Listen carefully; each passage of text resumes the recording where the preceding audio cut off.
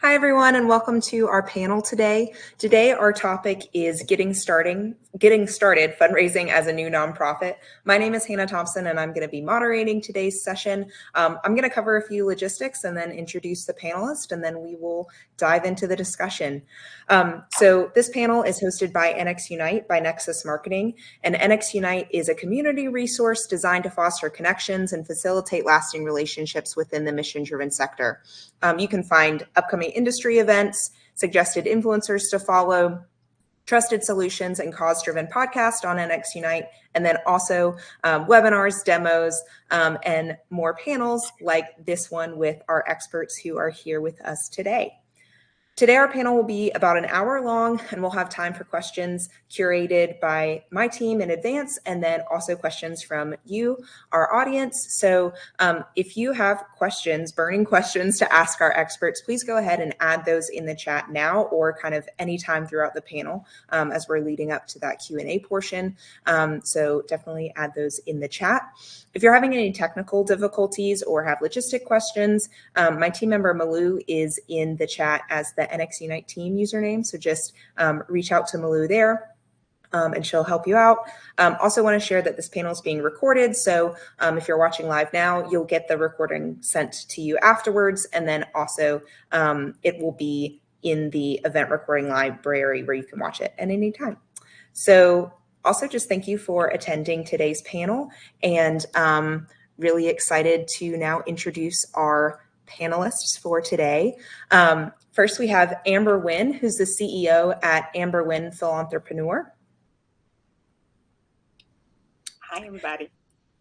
Amber seamlessly blends the heart and passion of philanthropy with the best business practices acquired over the past 3 decades. She has played a pivotal role in assisting nonprofit leaders in raising over $10 million in funding to support their missions and enact impactful changes within their communities. Karen Houghton is the CEO and founder of Infinite Giving. Hey, good to be here. Karen leverages her deep nonprofit expertise to bring modern cash management to nonprofit organizations all over the U.S. She advocates for organizational sustainability through better financial management, strategic access to curated investment practices, and increased stock, crypto, and DAF giving. And we also have Robert Grable, who's the president of Nonprofit Now, with us as well. Hi, nice to be here. Thanks. Robert spent nearly 2 decades in the nonprofit arena doing everything from launching his own startup charity to serving in senior leadership roles. He's helped raise millions in support of senior care, housing, job training, education, health and healthy lifestyles, youth services, as well as the fight against heart disease, cancer, and type 1 diabetes. So thank you all for being with us today. And I'll get us started with our first question. And Amber, I'm going to start with you. So what are the key steps new nonprofits should take to build a successful fundraising strategy? Yeah, so I have three. First is to start with an accurate budget. A lot of times, nonprofit founders will just start fundraising and it's just this, slush fund. But if you have an accurate budget, then you will fundraise to an accurate budget. A lot of nonprofits will be like, oh, well, I think it only takes like $25,000, and that's what you will fundraise to. If you have an accurate budget, then you will have an accurate roadmap to fundraising for the right amount. The second thing is to prioritize your funding goals. As a startup, any startup, nonprofit, for profit, there are a lot of things that you will have to cover in terms of expenses, but you want to prioritize those things that are going to move you forward the fastest. And then last, you want to recruit seasoned board members. A lot of times, startup nonprofits will put their friends and family who love you, but have no fundraising experience. It is the fiduciary responsibility of your board to fundraise. So if you want to advance your nonprofit quickly, efficiently, recruit seasoned board members so they can help you get to that goal faster. Awesome. Thanks, Amber. Okay, Karen, I'd love to hear from you some key steps new nonprofits should take to build their successful fundraising strategy. Yes, I'm gonna plus one what Amber just said, especially with having active board members, because they can be really strategic in the beginning. And if you are not requiring giving from them, you should change that, right? So all of those board members should be required to give into that initial campaign to kind of seed and launch that. So I think really that thoughtful strategy around planning and having a lot of intentionality around how are we telling the story?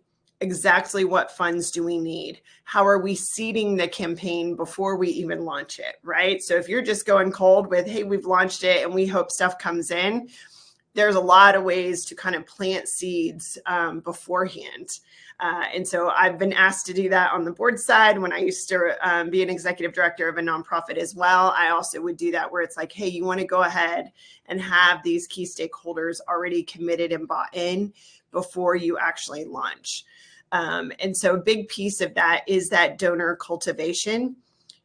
Generally speaking, you want to make sure that that first touch with a potential donor is not an ask, right? Yes, always be asking, and that's true, but make sure that you're building those relationships. And it's really about crafting a story, right? Everybody, if you are in the nonprofit world, you should be very good at storytelling. What is the impact you're making? Who are we helping? And as you're cultivating that storytelling, you're engaging those donors in that process so that they are kind of ready and primed to be able to jump in and be a part of this big vision that you're telling.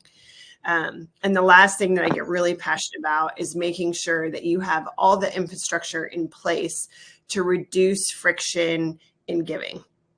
So a lot of times we have best intentions and we've done all of these right things, but then if I go to your website to give, where's the button? How much do I have to scroll down and read? How many clicks do I have to make? Am I going to do all that? And then I can't give you a stock gift, or I can't, like, can I do it from my donor advised fund or not? So I think making sure that when you're looking at, reducing friction, you're thinking of, okay, we're making the ask. How can that donor as easily as possible reduce that friction? How am I helping them to give us money? And so a big way to do that is just auditing your process. Like, okay, are we asking for cash gifts? How many clicks? How easy is it for them to find? Are we asking them to read a novel, or can they just go and give us? And then if they need more information, they can find it. I also always encourage thinking about adding different types of giving, right? So if someone wants to give stock, they should be able to do that to you rather than oh, I don't know, let me see, how long will it take me to open an account? I don't know if we have the capacity. Because again, if you're going to do a big fundraising strategy, a donor who wants to give you a bigger gift, typically through assets, doesn't want to be told like, oh, we don't know if we have the capacity or infrastructure to do it. So really planning ahead and strategizing like, hey, are we able to receive these? Let's make sure we're asking for them and making it all as easy as possible as we kind of define the strategy and make sure that storytelling impact is there. Those are fire. Amber's my people. I'm like, yes, let's go. Right. And I know. And when we say this, like, you're going to hear that I'm with amazing experts here on this panel. It is one of those things that, please know if you're watching this, it's easy for us to say it. We do know it's complex to put that into practice. So a lot of this is just like, hey, how do we start this process and the conversation for you to identify ways that you can kind of dig in and improve your process? Yeah, thanks, Karen. I'm excited to hear all that. And Robert, would love to hear from you kind of when you're thinking about successful fundraising strategies for new nonprofits, what the key steps that you're thinking of are. Well, I think my colleagues here teed it up really well because I agree with everything they said trifold. But I always put it in a really easy, I'm a big fan of an acronym. So I have a favorite saying, which is the 3 B's of launching a nonprofit. And that is, in fact, your brand. And, sort of to Karen's point, what is your mission? What's your vision? What's your values? How are you doing the work? Why is the work important? And I think there's a really simple rule here, too, is if you can't articulate that, remember we were early, I asked you, what's your elevator pitch? I'm a big fan of elevator pitches, or I've become a convert. I used to not like them so much. But, if you can't articulate what you do, what your organization does in a sentence, it's really hard to fundraise for it. So if you're all over the place, well, we do a little bit of this, we do a little bit of that, what do you do, right? So I think your brand, I frame that as your brand. And then just like Amber said, what's your budget? What's your realistic budget? And I can't tell you how many conversations I'm going to get you, Amber and Karen, about it too, where you say to a nonprofit founder, what's your budget? And they say, well, we're trying to raise $1 million, or I've got $600,000 in grant proposals out. Well, that's wonderful. It doesn't tell me a thing about what it costs to run your organization, build in the infrastructure that Karen was talking about, and just do the work and build the organization that you need to build to solve the problem that you're trying to solve. So what is the real budget? Not what are you trying to raise, not what would be fantastic to be raised, but what does it cost? And then finally, just like both Karen and Amber said, what's your board look like? What is your board? What does your leadership look like?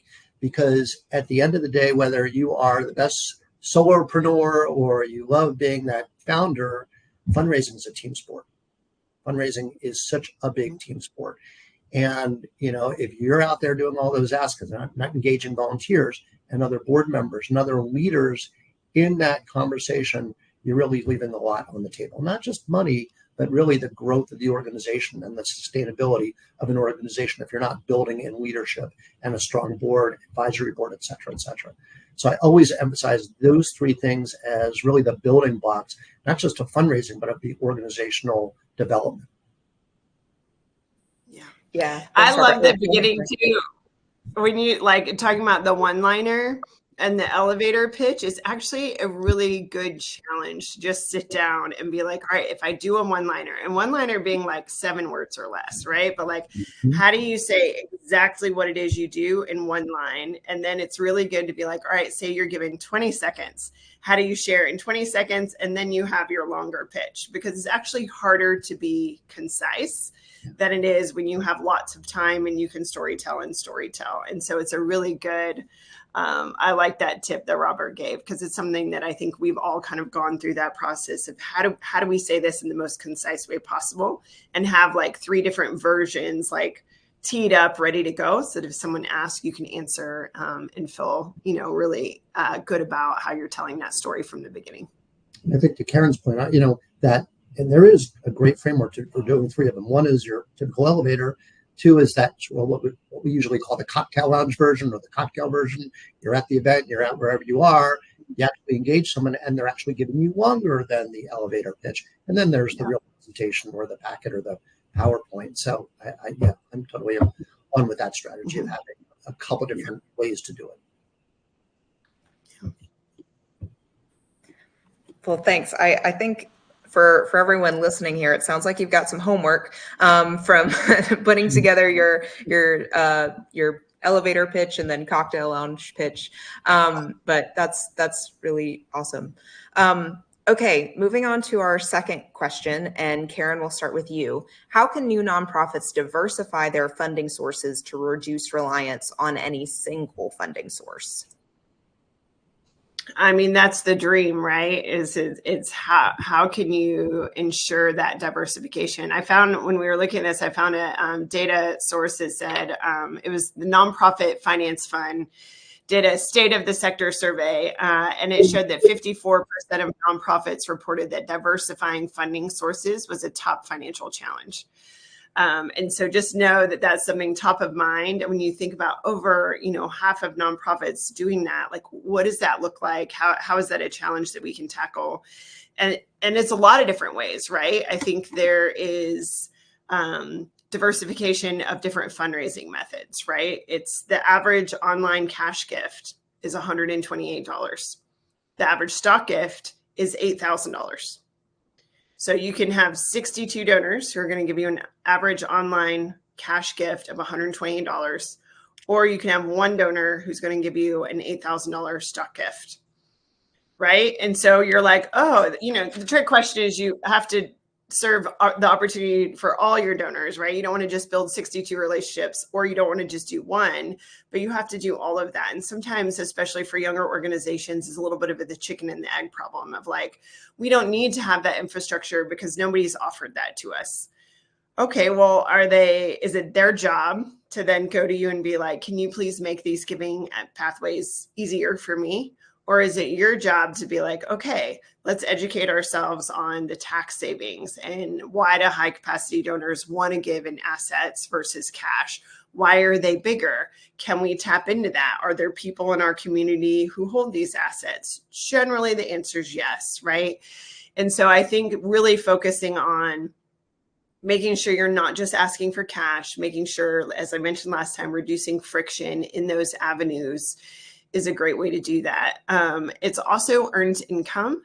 And so we're seeing more and more of our clients kind of focusing on that too. It's like, hey, yes, you can do grants, you can add stocks and crypto, and you can look at these different strategies, and you should explore all of them.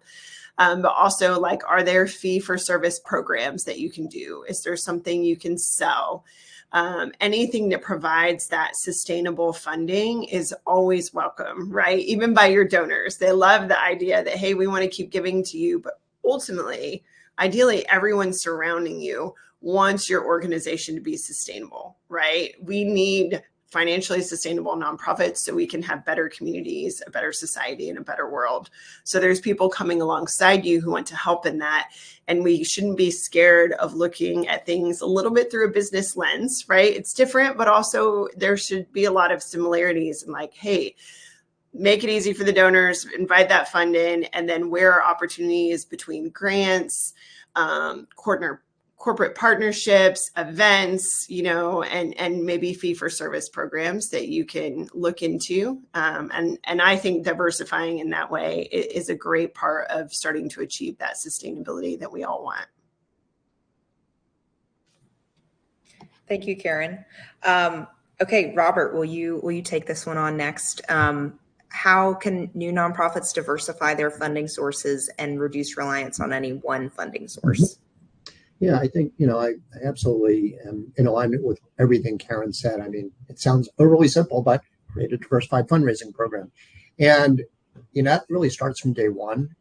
And I think that the challenge is, I often find when I'm working with new nonprofits is they're looking at foundation funding, which I love too, as kind of the holy grail. Like, if we could just get that grant, as opposed to focusing on a diversified program and building a individual giving pipeline, which includes your sort of classic donor pyramid of small gifts, growing to major gifts, growing to major donors, and planned giving, that full pyramid that we always are looking for.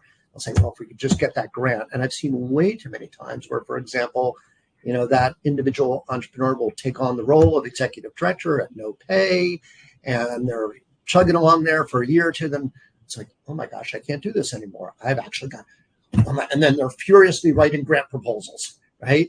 I mean, I've seen that way too many times. So just starting in the beginning with a full diversified program. The other thing I'll throw in there is that it's really important for them to recognize what I would call a going concern budget and fundraising for it. So if you think about it, how many times, I'm sure my fellow panelists have also seen, where you start off with a nonprofit and maybe there's a half, maybe a half-time role or one full-time staff member, and you're fully volunteer based, right? Well, those volunteer hours count for something.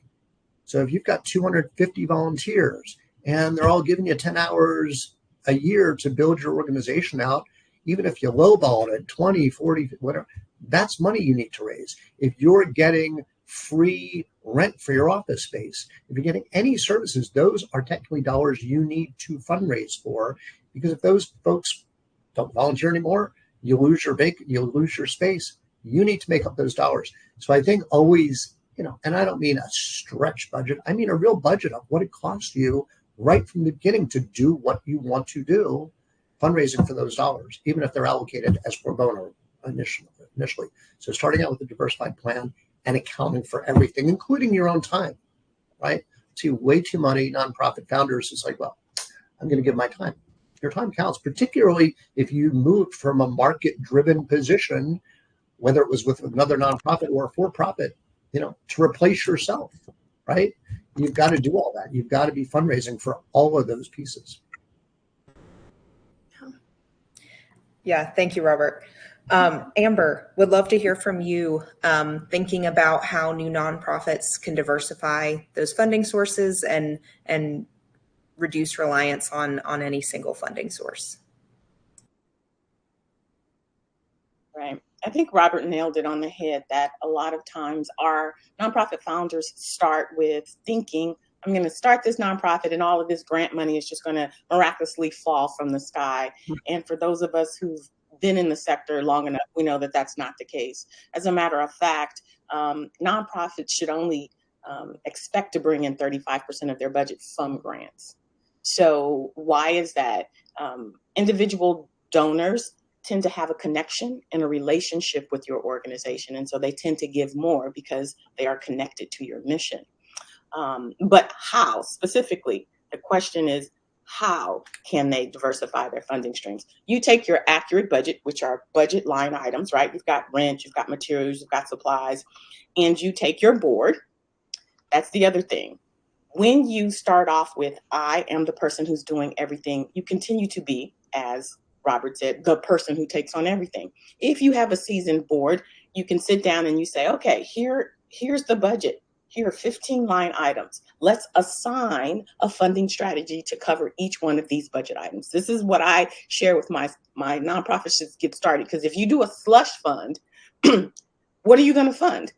If you go item by item and you identify what's the priority, that first priority needs to be the executive director. Because contrary to popular belief, funders don't want to fund an organization that's nonprofit led all the time, because where's the accountability? Like Robert said, they can wake up tomorrow and say, I'm not going to come in. But if you have paid salaries, they know that there's some accountability. So you look at your budget, your line items, and you assign a funding strategy. So it may be, we're going to cover the executive director's salary with a gala and contract and board dues. Then you go to the next one. We've got a program director. We're going to fund that by fee for service. So you diversify your funding streams by allocating a specific funding strategy to each one of those budget line items. Not just you and your board. And your board is going to say, I'll take on employee giving. And the other one says, well, I'll take on corporate sponsorship. So now you've diversified the funding stream, but you've also divvied up that responsibility. Can I share one more thing? And I love what Amber said about all those pieces. One of the things that I think is really important when we start out fundraising is that we educate our donors in the proper way. And I think one of the things that our industry has really suffered from historically is this way that we've gone out and kind of educated our donors that 100% of every dollar should go to program, right? That's not reality. That's not reality, folks. So I think when we can start off with a realistic base of like, hey, if we're a new nonprofit, typically that's like in the 70, maybe 76% is going to go to program. The rest you got to build up, just like Karen was talking about, infrastructure. So you need dollars to pay staff. You need dollars to, if you don't have that donated space, you need dollars to do all kinds of things. And yes, if you're talking to donors, starting with your board, starting with those next individual givers, educate them that, hey, we're in a building stage. We're going to need money to market. We're going to need money to fundraise. We're going to need money to pay staff. We're going to need money to do some other things besides just do the great work that we're doing. And so I think we as a industry need to continually put that message out, and there are people that are doing a great job of it, like Dan Pallotta, for example. If you're familiar with his work, talk about that later. But the point is that I think we really have to get that message out and make it super clear to anyone who's in contact with our organization. Like, particularly for new nonprofits, we are new, we are building, let's be part of that. And part of that is paying for all of it. Mm-hmm.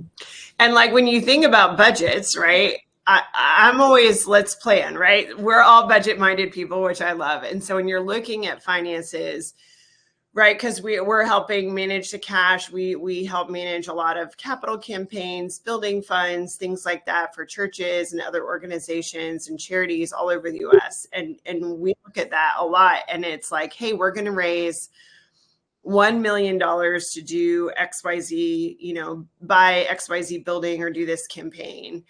And they're not building any buffer in. And so I'm like, okay, that's great. What are you going to do when the second you buy that building and then the HVAC goes out?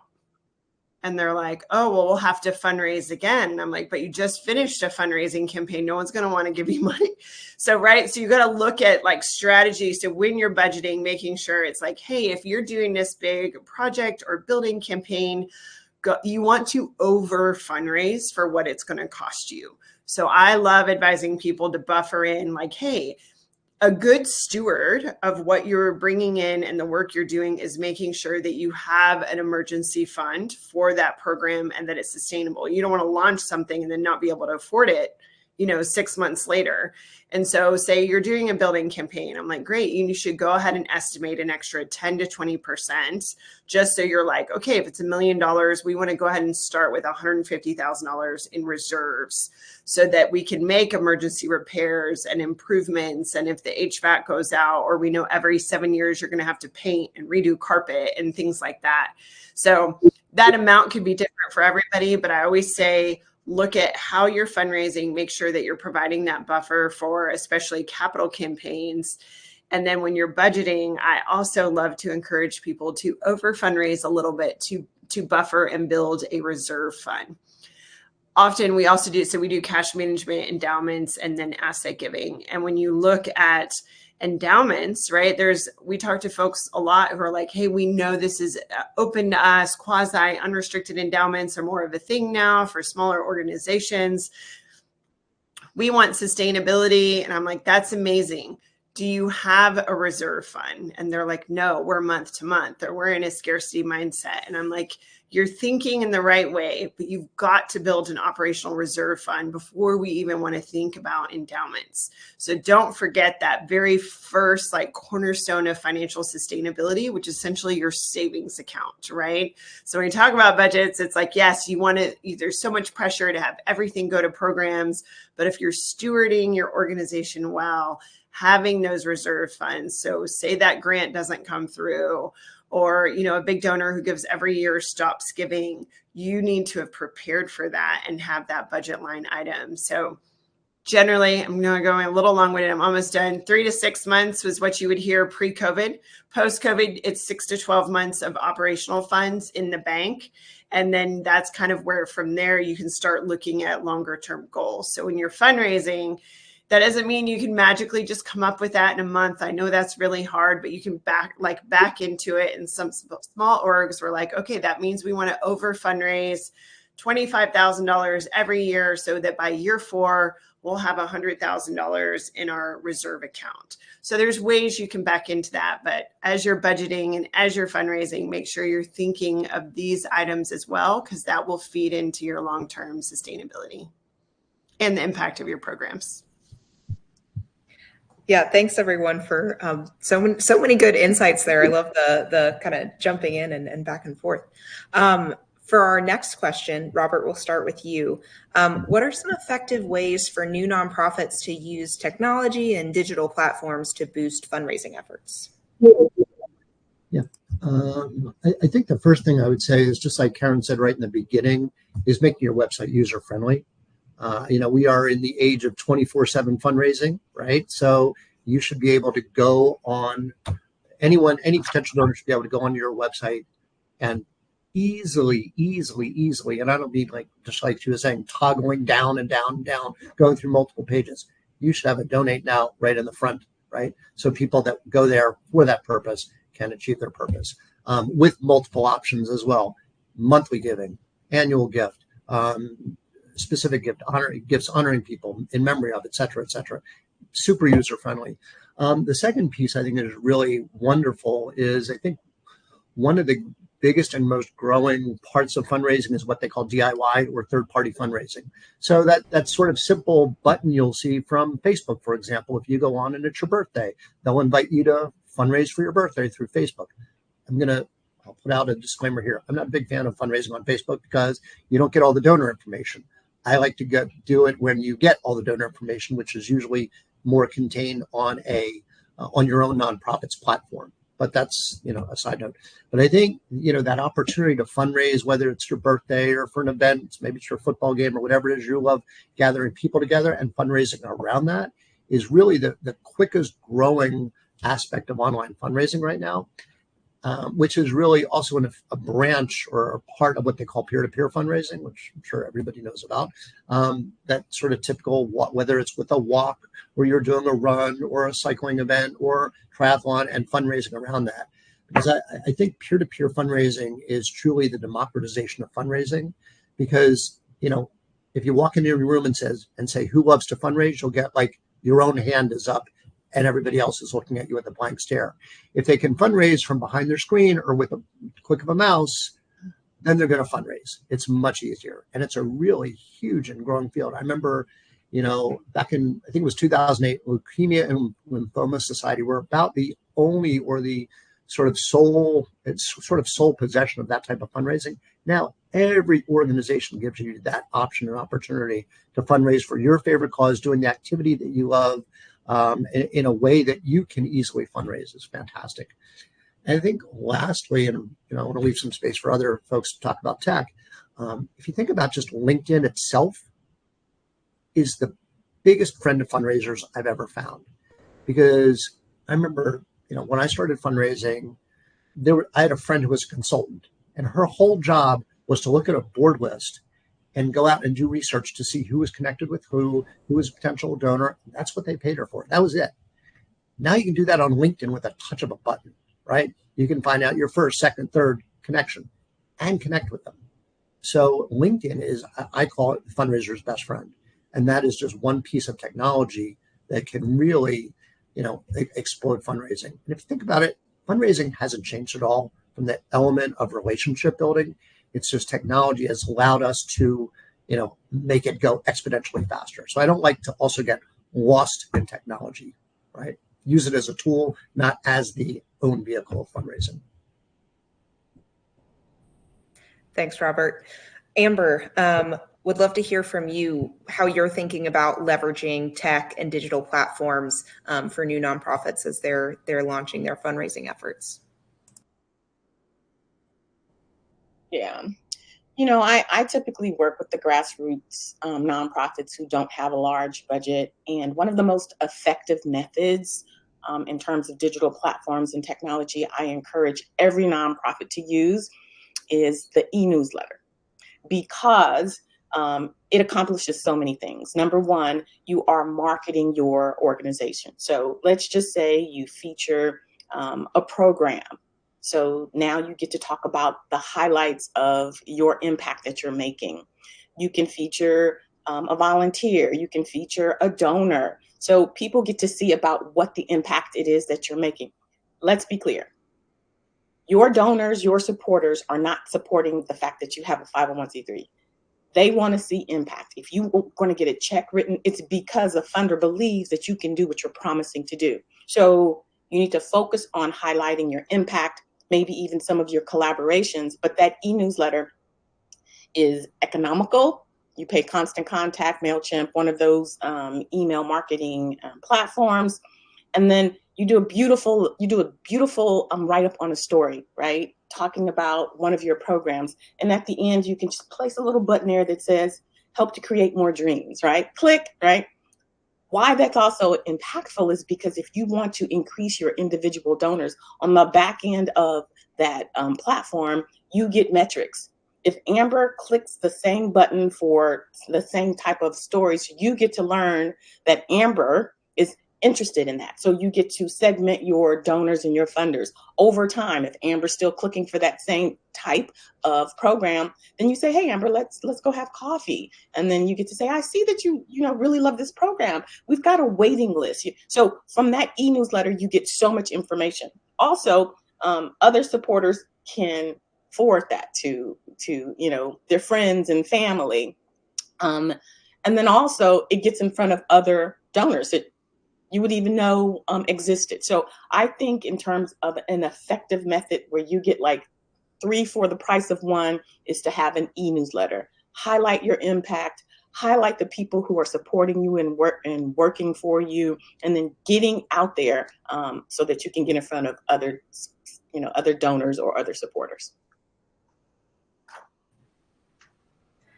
Thanks, Amber. Karen, would you share some effective ways for new nonprofits to leverage tech and digital platforms to boost their fundraising efforts? Yes, I have an affinity towards donation pages. I come by it honestly. But I know, so there's a big study that Dr. Russell James did of over 1 million nonprofit tax returns. And when they were looking at the data, they found that nonprofits who asked for stock gifts in addition to cash raised 55% more over a 5-year period. And I love that stat because it tells us 2 things. Is number one, that there is low-hanging fruit with high-capacity donors on ways to tap into these big gifts, right? The other piece of it is that it reminds us it doesn't happen overnight, right? So it is one of those things where it said, hey, 55%, that you're doubling, right? That's essentially doubling the money that you can raise, but it is creating a culture and a giving culture with the right donors who can give to you in this way over the years. Usually if somebody gives you a stock gift once, you make it easy enough for them, you thank them, they're going to do it over and over again. And so, we have one of the only full stack donation page platforms that will do cash, ACH, debit, credit, Google Pay, Apple Pay, all of those. But we also we'll open a brokerage account for you. We'll handle stocks. We open a crypto wallet. We'll handle crypto, donor advised fund widget, endowments. And then we're also adding legacy giving in Q3. So we should be the most affordable and one of the only ones that can handle all of these kind of asset gifts in addition to cash. So whether you use us or you go more traditional route or somebody else, just know that there are easy ways that you can be like, yes, you can actually open a brokerage account with 30 minutes of your time. And then you can become one of the 10% of nonprofits that's able to receive stock gifts and be able to tap into that higher capacity donor. So making sure it's there, but also then making sure that, again, it's easy to use. You're reducing friction. It's not download the PDF, have your guy call our guy, also call our office. How are we going to liquidate it? Did we get you a donation receipt? Like the traditional way is just very hard, which is why a lot of us avoid it. But for us, you literally can set it and then we handle everything else for you. And we're a fraction of what competitor pricings are because we want to bridge that gap for these small to mid-sized organizations so that everyone can have equitable access to these high capacity gifts. And they're just not going to the very large organizations over and over again. And that happens because those kind of donors are looking for the organizations who have the infrastructure to be able to receive these kind of asset gifts. And so we're trying to bring that in so that these donors can have a greater impact with small to mid-sized organizations who are working directly in our communities. So know that it exists and then make sure it's mobile friendly, right? We haven't even really talked about mobile, so we could go into that too and just making sure like, Is your giving page mobile friendly? When you're doing your e-newsletter and they're clicking donate, where does that go? How easy is that? If most people read their e-newsletters that Amber was talking about from their phone. So is that email newsletter really mobile friendly? And then when they click donate from the email newsletter on their phone, what does that look like, right? If you do have a brokerage account and you can receive stocks, but it's not on your website, or when I click donate, it's not given to me and as an option, how do I know where to go that? So it's all about streamlining, and there is so much technology out there that can help you do it in an easy way. So it's not just like one more thing you have to do. It can actually help ease a lot of that fundraising for you. Thanks, Karen. Okay, we've got some good questions in the chat. I have a few more questions kind of that I had to ask our panel, but I want to make sure that we get to the ones in the chat. So I'm going to do those and maybe circle back to the previous questions. The first question, and I think this came from our earlier discussion about getting your board, being really thinking about that for your financial strategy. And Amber, you kind of spoke to this a little bit in the chat, so I'll start with you if you want to expand on anything. But the question was asked, what do you do kind of if you already have your board made up of friends and family members? Where do you go from here? So Amber, if you want to start us off, and then yeah. So yes, like I said, you lovingly thank them for their service, for getting you to where you are, and then you start to recruit more seasoned board members.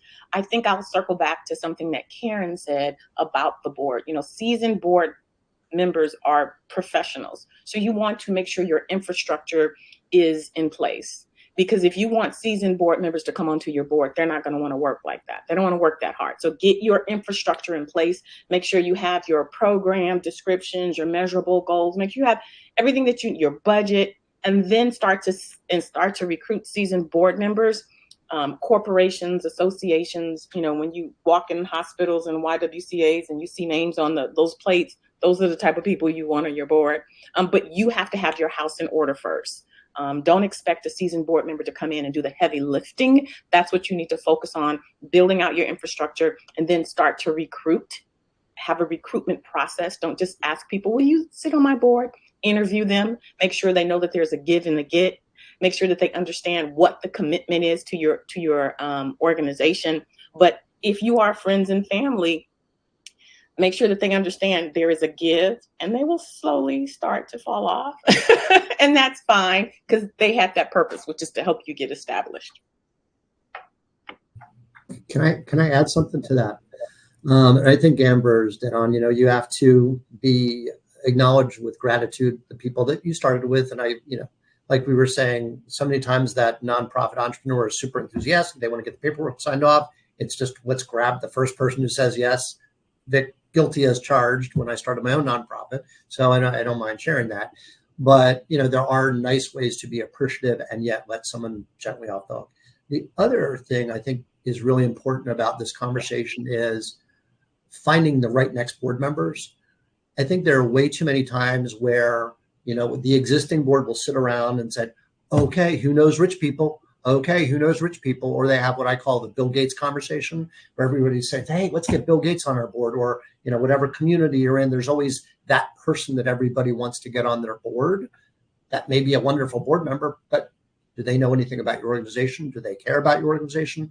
Is your organization having an impact on their life? So get away from the Bill Gates, we need rich conversation, and focus on who could genuinely love the work that your organization is doing and consistently contribute to it.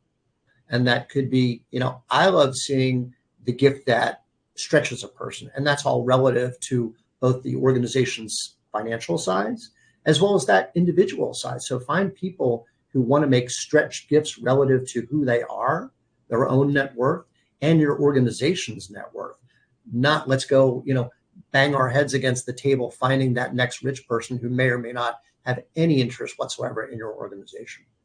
Use LinkedIn. You can use LinkedIn to do it, but better off is that conversation around who's using your services right now.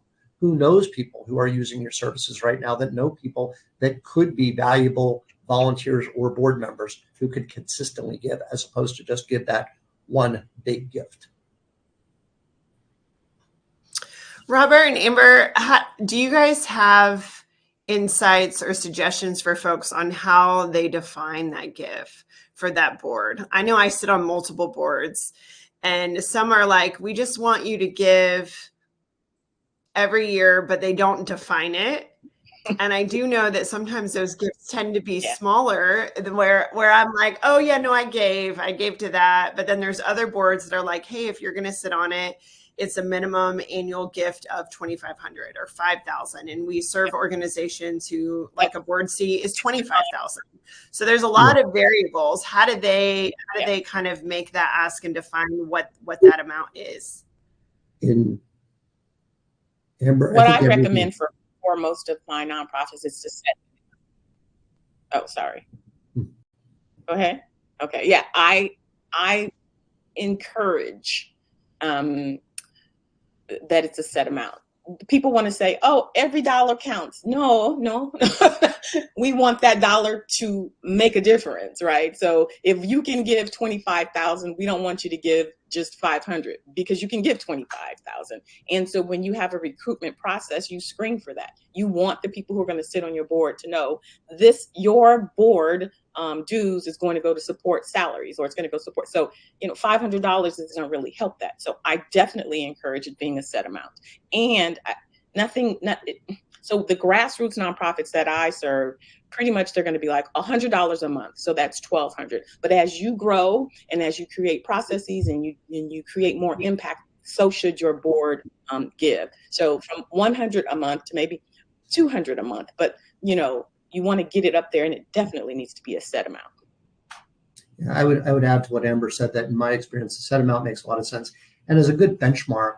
Particularly because when we're talking about these entry-level nonprofits, you might be talking about budgets under $500,000, sometimes 250 to 5, kind of a 5 to 10% rule, meaning either, like Amber said, maybe there's one particular project or a particular salary that the organization, that the board is supporting, or a set 5 to 10% of the budget that the board becomes responsible for. And I think it's really critical, because to have that conversation when you're recruiting, not have that conversation as you're recruiting, but meaning you tell that board member right up front, this is a critical part of being a board member. If that works for you, fantastic. If it doesn't, that's okay. We have other opportunities for you to be engaged with our organization. And maybe that no becomes a not yet as well. And I think that's laying the groundwork for a no becoming a not yet in terms of all your engagement with potential board members and fundraising is really a good mindset. Mm-hmm. I was in a board meeting this morning, and we actually report on fees due and not due, and we don't say names, but like our CFO will get up and say, okay, we have these 25 board members. We've now collected everyone's commitments. We've got like 19 in, 2 that have dropped and 3 that are still pending. And they kind of even bring that transparency on the books. And it's, I feel like that could go either way, but in that community of people, that has been set since the beginning, and there's that understanding, and we have all openly bought into that. And so it's really nice, because it's like, yes, we're all in this together, and then we're all following through on our word, and it just kind of brings another layer of commitment to it, which I think is nice. And then it provides so much kind of financial sustainability for the organization to know, great, we've got 100% giving on the board, here's the pledges, it's in, we can budget around that, let's move on to the other things that we can focus on. Yeah, thanks everyone for your insights on that question. I really appreciate the discussion. We had one other question come in through the chat about strategies that are helpful to find donors. And I think saw a little bit in the chat about this, but Karen, I'll start with you, and then kind of if everyone wants to jump in and add their thoughts on this question as well. Yeah, I think a really common challenge is just operating out of a scarcity mindset. And that can be really hard to overcome. And it's a very real thing too. So I understand that. And it's, but when you're operating from a scarcity mindset, I think it limits sometimes the vision. It limits, it gives you fear too, right? You're so fearful that, hey, yes, I built this into my budget, but I'm scared to spend this because it will probably improve everything. But what if it doesn't? Or yes, I know I should have, full board participation in this fundraising strategy, but I'm so scared someone will say no, or I'm going to ask for a gift that's too much. And so I think generally just looking at, hey, scarcity mindset, everybody starts there. It's real. If you're not a nonprofit leader, if you've not experienced that at some point, right? But then how do we identify that for what it is and slowly move into an abundance mindset that is kind of like, hey, if we use the right strategy and the right partners and we do it in the right way with budget, if we build it, they should come, right? And then we just have to take that step of faith and be like, this is good stewardship. Let's do everything we can to direct that ship. If it doesn't come through, okay, that's okay. Then we'll reevaluate and kind of redo things and figure that out. But if you can't take risk or move into kind of that abundance of like, hey, we need to spend in order to kind of receive, or we need to make the ask in order to get, I think it's a lot harder to grow. So moving from a scarcity mindset to an abundance mindset is a really big challenge. But once you get over that hump, it can be a really beautiful thing and help move your organization forward. Can I share a couple of things along with that? I think that abundance mentality piece is really important. And I'll kind of go back to something I said, or two things. One is educating donors about the fact that, our organization is a going concern. We need to grow the organization, and it's going to cost money to do that.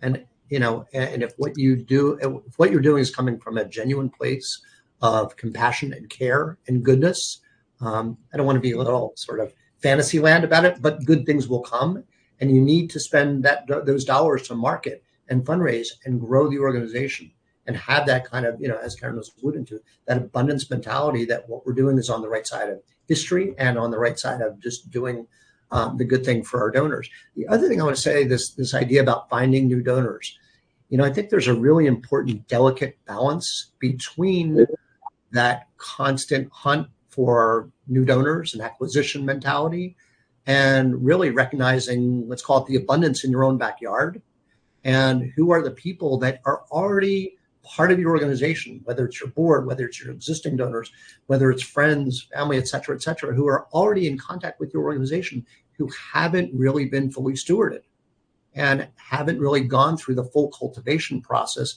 of having a true donor conversation, of being asked to, or made a proposal and then getting a yes or no. If you can really look at the people that are already part of your organization, engaged with you, have you gone through that process of getting to know them, of doing the research on them? There's such amazing, we talked about technology before, there's such amazing tools out there. And you can say it sounds a little creepy, but about learning about who you already are working with and talking with. There's iWave, there's wealth engines, et cetera, that you can find out and people will surprise the daylights out of you. We're talking about things like planned giving and legacy. There are people that will always surprise you in the money they will bequeath to an organization that, like, wow, that person really had that much money and they loved us that much. Wow, why weren't we talking to them when they were alive, right? So really getting a full understanding of who's already on board with you before you're looking for the shiny penny and that next new donor. I think that's really important. And, it's sort of the old, more for-profit mentality. It's much less expensive to find or to work with the people you already have than to be finding new people, right? Like, keep the customers you have, cost more money to find the new ones. And in many cases, the people you already have are fantastic.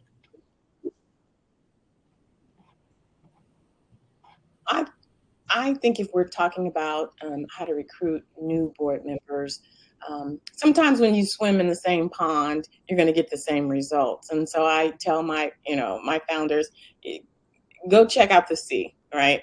If you do outreach to associations, those are good people because they're used to donating, they're used to giving, they have association fees.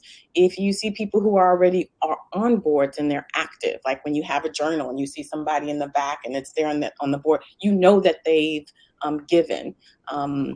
So I think also you can look at like corporations. corporations like to have their junior and mid-level individuals sit on boards because it represents them in the community. And that's good too, because sometimes they'll also pay for their board dues. So yes, there's plenty of opportunity if you have the time and the bandwidth to do the type of research that Robert is talking about. And also think about, you know, if we're not doing that scarcity, if we're looking at abundance, getting people who are already in the space, who are seasoned and they understand, and they come ready and well equipped to do the job of a board member. And I know it's obvious, but you know, events are such a great way to bring in new people, right? So it's like the periphery, if whether you're doing, you know, the golf tournaments or galas or luncheons or things like that, being able to be, those are things that, you know, your board members or your donors or your providers and supporters, it's different to be able to be like, hey, come learn about this. And like, this is an awesome event. We're gonna have such a great time. Like, join us, versus like, hey, will you give to this organization that I love? So it just gives another avenue for like another touch point for new people to be exposed to, you know, that organization or ministry or, you know, community impact that you're doing. So they're kind of tried and true, but I do think there's creative ways to do them and to bring in new donors as well. Awesome. Thanks, everyone. So we've got about 5 minutes left. We may not have time to get to everyone's question, but that's just because there's been so many awesome questions, and appreciate y'all sending them in. And thanks to our panelists for this really great discussion. We will be sending out a quick survey in the chat. So if you have questions that maybe come to you later or we weren't able to address today, you can put it in that survey, and we'll make sure that those get to the panelists, and then those answers get to you. And then yeah, I appreciate everybody being here. In our last few minutes, we're going to do kind of like a rapid fire. We'll go around to everyone, but like kind of a final word, if there's anything that you want to speak to that you weren't able to speak to earlier, or if you'd like to share an emerging trend that you see in nonprofit fundraising and how you think nonprofits can stay ahead today. So just kind of a final last word, but Amber, we'll kick it off with you. So yeah.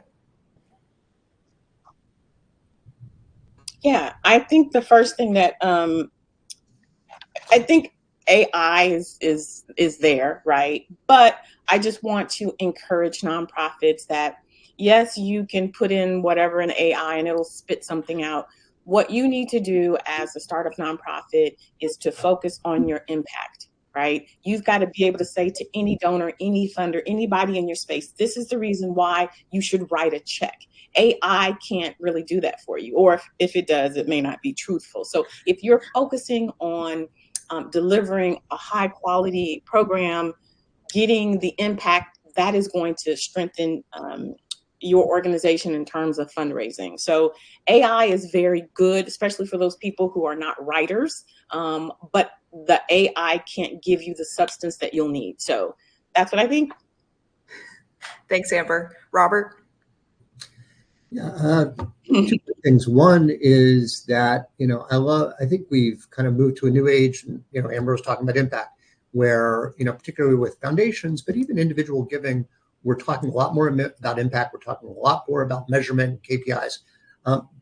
That's fantastic, but I think it's also important. I recently read this wonderful book called The Price of Humanity by Amy Schiller. And she talks about the fact that way back when like Andrew Carnegie was, first funding museums and gardens and parks and libraries, you were just giving for the good of giving, for doing good things for humanity. And, those are a little bit kind of immeasurable sometimes. So also, it's wonderful to pay attention to what's measurable. It's also important to remember there are some things that can't be measured, so kind of like when you go back to that piece about just being rich, that doesn't do it. People that are coming to your organization with genuine care and compassion. The other piece on measurement, in-house, we love to look at things like donor retention and, LIBON and all the other great reports. I think it's really important to remember that all the results that we look at in-house about our fundraising are the results of what we are doing as fundraisers we're not doing as fundraisers. So we should be measuring ourselves in terms of the calls we make, the notes that we write, the interactions that we have with donors. So don't just measure the output, be sure you're measuring your inputs. I think that's really critical. The last thing I said, I alluded to Dan Plata in the beginning. If you want to get a really great handle on the way to look at the work of fundraising, in my opinion, watch Dan Plata's video called "The Way We Think About Nonprofits is Dead Wrong," and he talks about the idea I talked about earlier, that we have to educate donors about for example, funding infrastructure, paying for marketing. He really talks about the need for more parity between for-profits and nonprofits. Nonprofits should be able to invest money with risk to find great solutions, as opposed to putting Band-Aids on the problem. So if you really want to get some great ideas and kind of expand your thinking on this, I would highly recommend his work. Thanks, Robert. Okay, Karen, you've got the last word. Don't forget about the importance of digital fundraising and your online giving portal, and also the movement towards mobile. So when you look at, we're talking about funds, it's strategies, it's storytelling, it's all of this, but when they're coming to you to give those funds, how they can do it, how easy it is, and reducing friction, and that entire movement to digital is more important than you think it is. And how do you figure out how to do it? Well, go visit other nonprofit pages and click donate, and then just learn from them and be like, all right, was it easy to figure out how many clicks? Count how many clicks that had. Was it easy to understand? How much reading did you have to do? Right? So I think you can do your own little audit and then figure out, okay, this was actually easy, or this was hard. How does this compare to my website? So that's something that I would do. Is there's an importance. Check it from your computer, also check it from your phone, right? Because so much mobile giving is happening, and that's going to just continue to increase when we think about where kind of future digital trends are going. And those are things that are easy to do. And at Infinite Giving, if we can help you at all, we'd be happy to. Awesome. Well, thank you to our wonderful panelists, Amber, Robert, Karen. This was such a great discussion. Really enjoyed hearing from y'all. Everyone who joined and is listening, whether live or later, I think we've dropped their LinkedIns in the chat, so feel free to reach out to them. I'm happy to put you guys in touch, and thank you all for being here. Panelists, thank you again, and I hope everybody has a wonderful rest of their day. Thank you. Bye, everybody. Thank you. Good to be here. See ya. Bye. Yep.